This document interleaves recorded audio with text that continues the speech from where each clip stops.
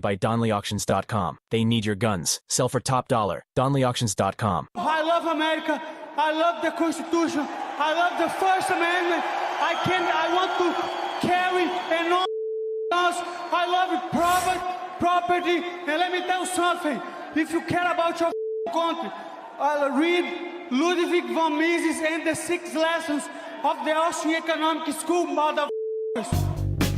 From the streets of Melrose Park to the trading floor of the Merc, he's fought for every dollar he's ever earned. And now, with personal liberty and our system of capitalism under assault in America, he's here to seize back our rights from the government. With a cigar in one hand and a copy of the Declaration of Independence in the other, he's Shaun Thompson. And this is the Shaun Thompson Show. There used to be an outlet, or there still is an outlet. When I say used to be, when I first came out, I was all over it. Everything William O'Neill.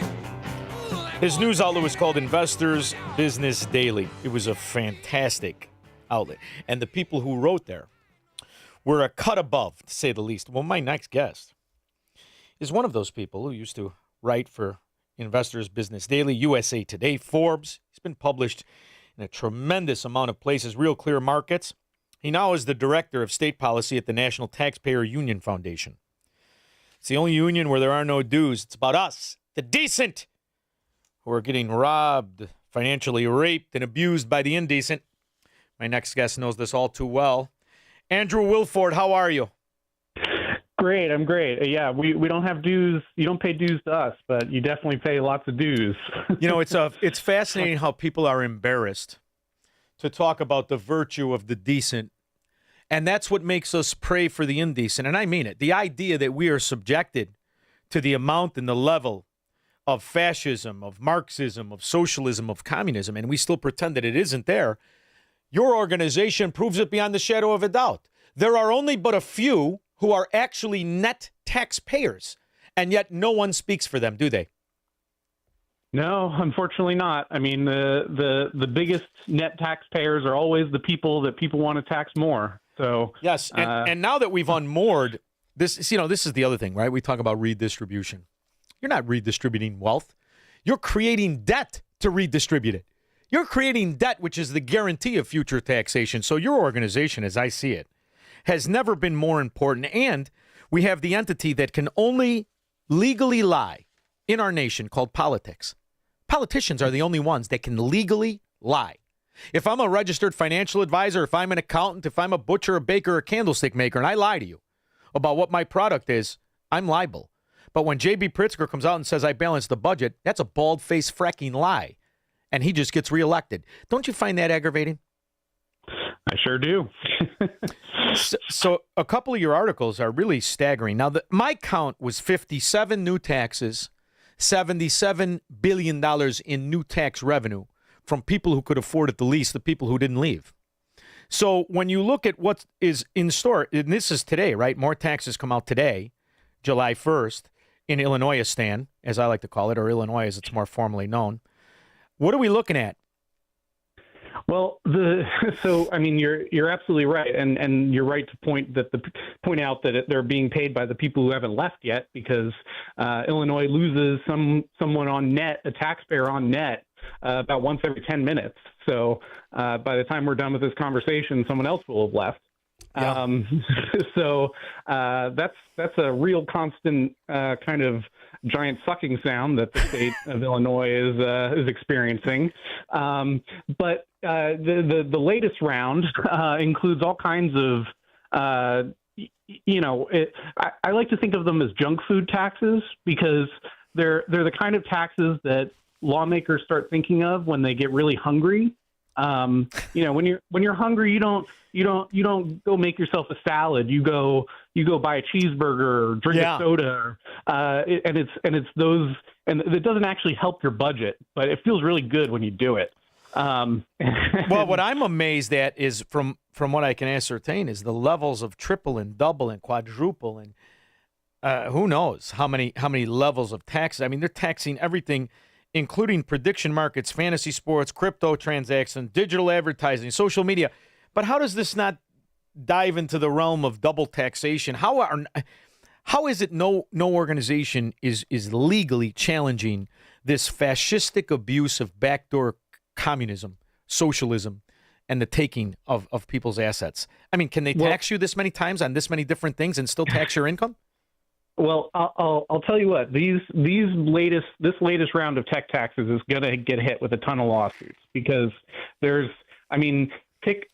open your Constitution and point to whatever your favorite part of it is, and these taxes probably violated. There's issues with the First Amendment, the Commerce Clause, the Due Process Clause, even federal laws. There's a federal law that says you can't tax technology differently than the traditional version of whatever the technological service is.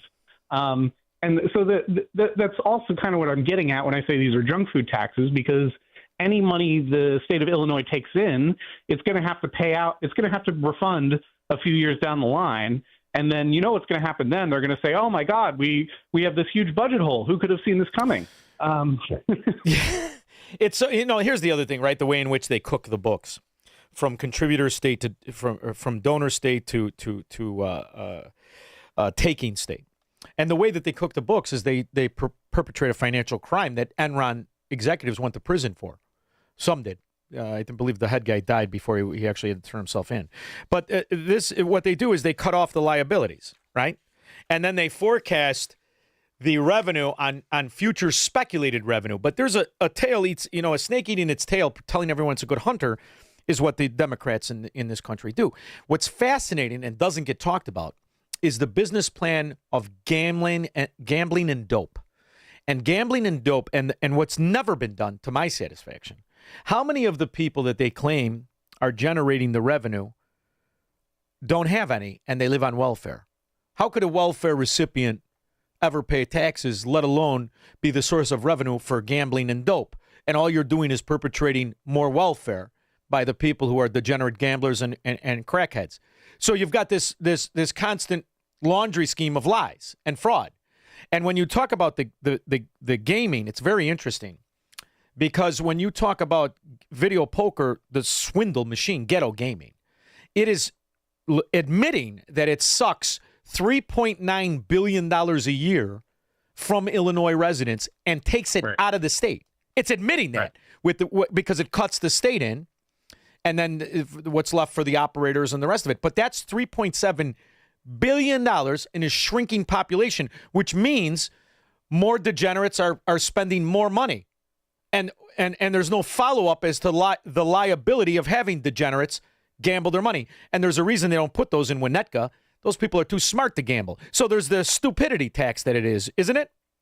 Well, yeah. I mean, I think that you're absolutely right about the state lottery. I mean, it's downright bizarre that the state is putting so much of its budgetary future on the line, to that, counting on the idea that there will continue to be people losing tons of money to gambling.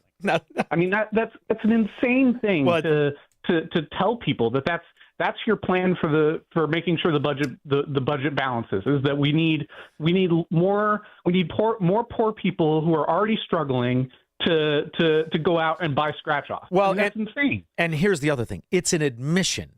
And that admission is the government as it exists is in direct opposition to individual wealth accumulation by its citizens. That's what it is. And even in their sales pitch, it's recreational. Yeah, but you're banking on them to lose. So in essence, you have gone in business to take advantage of your citizens' losses. I mean, it's a staggering admission, but yet it's never argued in that fashion. I say this to you coming from a neighborhood where, listen, kid, I'll cover your action right now. And if you don't pay me, you're going to be hanging out of my car like you were a tin can and I just got married. So I understand the other side of the game, but I never told you I was in it for you to accumulate wealth. I'm in it to take your money if I want to be a bookmaker or a loan shark. The state pretends to be a representative republic. I got a problem with that. Well, and if you remember, about 10 years ago, Illinois had a budget shortfall, and one of the first things they did was stop paying out gambling winnings, lottery winnings. Yeah, those are called it went on for about a renegades in year. my neighborhood. Those are half-assed bookmakers that don't have the bank to pay you when you win. I know what that is. How does it even exist though, Andrew? Do you laugh at yourself sometimes? You have to laugh. I mean, if you don't, you'll cry. It is truly astounding that was something that the state did. But I mean, you're getting at this, and it's really bizarre. I mean, you can talk about this nationwide. It's bizarre that states have lotteries.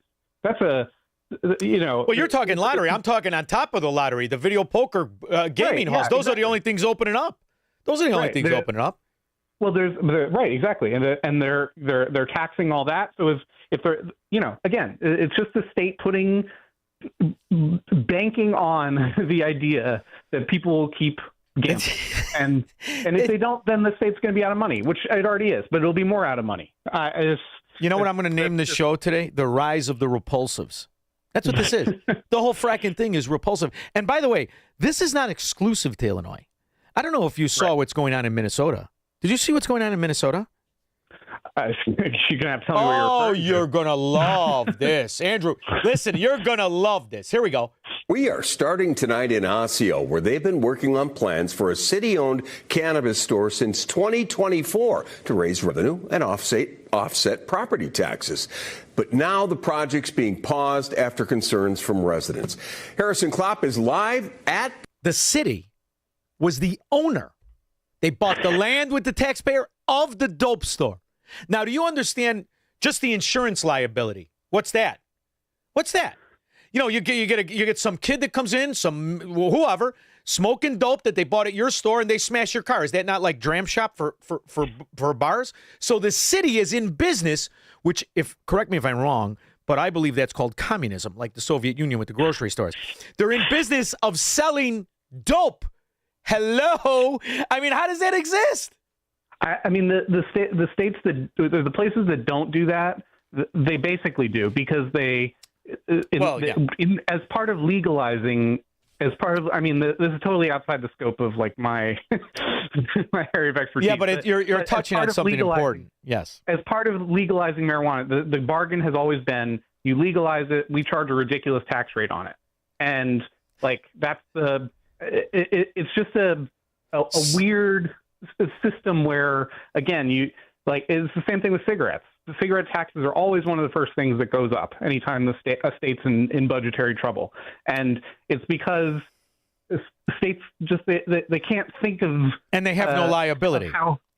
Exactly. They're your partner, and they take whatever percentage they deem, and they have zero liability. That's the quiet socialism we accept, the quiet admission that we are merely managers. We don't really own anything. We're managers of things. And maybe if we have an idea, we can manage a little bit more. But I love what this really is revealing, because these areas that are doing this, both Minnesota, Illinois, California, New York, and New Jersey, do you know where none of this is happening? In Tennessee, in Florida, in the better run states with the better class of people. Not class because of money, class because of character and intellect. And it's a fascinating thing to watch. But in this state that we live, I don't live, but in the state that the show is broadcast from and that you're talking about, they don't have that perspective. It's compartmentalized corruption of Americanism. Whether you want to, I believe it's political corruption, but we'll argue that. We'll put that on the side for now. It's corruption of what our country is, of what it is supposed to be, and what law is supposed to be. And it's fascinating to watch from the standpoint of where do they think it ends? So think about it. Here we are. Pritzker has raised what? 57, I think I'm right, 57 taxes, $77 billion, the vast majority of it from people who can afford it the least. People are leaving every 10 minutes. Mm-hmm. Where do you think it's going to end? I'm curious. Where do they think it's going to end? I think that if there's one thing you can take away from every single one of these taxes, it's that they have not thought past step one. It's the most reactive, no thought for 5 years down the line. Just take everything as it comes. I mean, we saw this for years before too with the pension debt.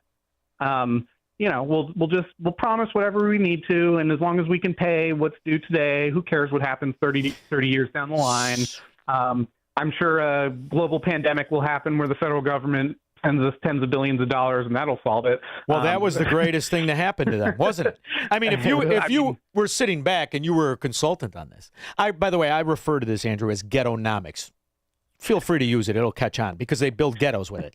So when you look at this, that global pandemic, in the grand scheme of things, that slushing of the money, boy, that was very good timing, very fortuitous for these Democrat areas that were already running this Ponzi scheme of bankruptcy, wasn't it? Yeah, I mean, if you live in Illinois, I'm sure you've heard Governor Pritzker talk about how the state has seen something like 9 consecutive credit rating increases. Yeah. It's entirely. Stop it! You're going to make me do push-ups again. Every time I hear that fat. By the way, I'm in the best shape of my life. Every time he opens his mouth, I got to do push-ups.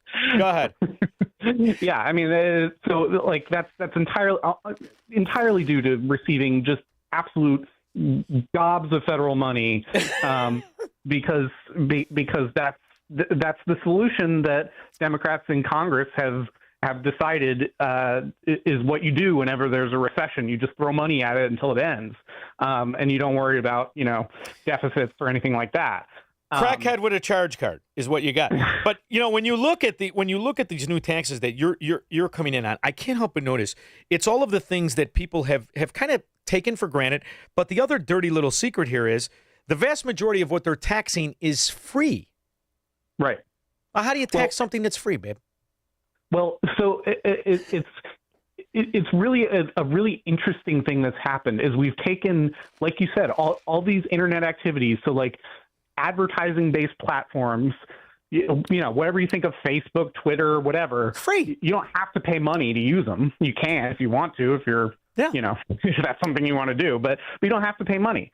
And we've decided that this unbelievable thing that our society has generated, where we give this incredible service to people without you having to pay a cent, is something that we want to target for special taxes. And not only that, special taxes that will almost certainly push these platforms more towards subscription-based models. So like this new user fee charges, it's not a fee, it's a tax, but it charges social media platforms based on the number of users they have. So if you're a social media platform, you don't want 1,000, you don't want millions of subscribers who are looking at advertising. You want a lower number of people who pay a subscription. Yes. The other thing too is if I'm going to let Illinois tax me, and I'm a company that's based in Paraguay or Florida or wherever, I have to be a moron to extend my services to Illinoisans, don't I? Well, you would. I mean, the solution that I'd shut them off. The lawmakers, the solution the lawmakers came up with was saying that you cannot change services. Like you can't provide less service to Illinoisans or charge them more or anything like that. You mean like a king? Which of course you can't just say that and have it. It is said. Maryland, let it be written. Let it be done. Like a pharaoh. Yeah, I love it. Maryland did this a few years ago when they passed a tax on digital advertising, which, by the way, Illinois also just did that. But they said that you couldn't pass the cost on to businesses in the form of higher advertising prices, which, I mean, it got struck down in court because, of course, it did, because it's ridiculous. But and this is a 10% on gross receipts from digital ad. Yeah. Ooh, look at you guys. You should at least bring like Luca Brasi. Bring somebody to really send this message home, because the idea I got to give you 10%. How about no? Now what? I mean, if you're making less than 10% profit, you're losing money on every Illinois transaction. You gotta hate yourself. You gotta hate yourself. You gotta hate yourself. Hate money. What do? I hate myself. I hate money. I live in Illinois. I mean, that should be on the sign. Well, I tell you what, kid. This is very aggravating stuff. Which one offended you the most? I mean, it's hard to pick. Really is. Which one offended you the most? The one I haven't mentioned yet, the tax on cryptocurrency transactions. Yeah, it's a tax on 0.2% tax on each cryptocurrency transaction. So if you sell the same Bitcoin back and forth to each other to another person 10 times, you're going to pay 10 times the amount of tax as someone who just sells something once. Makes no sense. I mean, that might be very bullish though, because the other side of the story is I just won't ever sell it. Yeah, right. I mean, that's realistically what will happen. Well, of course, or brokers will just move out of Illinois. Well, but I mean, that's just what is the logical reason why you would tax someone for making more transactions? I just don't understand that. I got to tell you something, Andrew. I'm old enough to remember when this came out. When this came out, I remember a kid we were talking about it like yesterday at the Mercantile Exchange. It was like under $1. And my buddy, and I said, well, what the hell is it? Well, you buy it and you do this. And, I love to offset the dollar because I think the dollar is corrupted beyond belief in the way these political whores just keep destroying the value of it. So I said, so how does it work? Oh, and back then the sales pitch was, we give you a number. Ooh, you give me a number. It's 8 or 9 or whatever it was. No name on it, just a number. Guys were buying it, Andrew. When I tell you 500 would get you 2,000 Bitcoin. I'm not kidding you. And it was completely anonymous. And they would write it on the trading cards on the top. Oh, here it is with the password. I watched a guy pay $1,000. I said, are you goofy? $1,000. It was like 35 cents a coin. He goes, I'm just going to put it away and sit on it. I think of that son of a gun every day, because if he did that, he's a billionaire. But it had anonymity. I refused to buy in. Right. I refused to buy in when it first happened, and I looked at everyone who did, and I said, oh, these rubes, and now they have so much more money than I'll ever know. But yeah, it's just I mean, the first Bitcoin transaction though was something like 10,000 Bitcoin for a pizza or something like that. Yeah. But Andrew, the guys who are in it and the guys who made money, you don't know who they are. How do they know who they are now? Right. So, and you're just getting new players? How's that constitutional or legal? How's that work? Well, and to sort of get back to just to jump back to the social media user fee for a second. When the lawmakers designed this, they didn't define what a social media platform was. They didn't define what a user was. So if you have 2 accounts, 1 account, no accounts, are you 2 users, 1 user, no users? They didn't define what made someone an Illinois user. And it's the same thing with this cryptocurrency thing. I mean, you're talking about a type of transaction that is already incredibly difficult to source. Then you're making it incredibly more expensive to do it in Illinois. Well, the ambiguity is the beauty, right? Because the ambiguity allows just throw it all at the wall, tax everybody, and see who pays you. I mean, it's unfortunately it's going to be the people who don't have the technical expertise to just avoid it. Did you see some of these guys who make up the state reps? Did you take a look at Chris Welch? Did you ever see that stupid son of a gun? He's why you have exit signs in offices still. He can't figure out where the fracking door is, that stupid gangster. And in the meantime, you let these guys drop. I mean, you have to really. You've never made me feel better about moving 6 years ago. I want to thank you for that, Andrew, and I also want to curse you on behalf of my listeners who were like so many of my friends and family and said, nah, it'll straighten out. Andrew Wilford, where's the best place to keep an eye on you and everybody at the National Taxpayer Union Foundation? At ntu.org, and make sure you use a VPN when you do so you don't get taxed. Yes, and by the way, I didn't buy it either. I watched everybody else buy it, Andrew, and I feel your pain. That's another reason I do push-ups. But the good news is you stay in shape as you get older, Andrew. Thanks for making time, babe. Thank you so much. We'll be back with your calls and comments. Call Shaun now. 312-642-5600. The following contains a celebrity impersonation.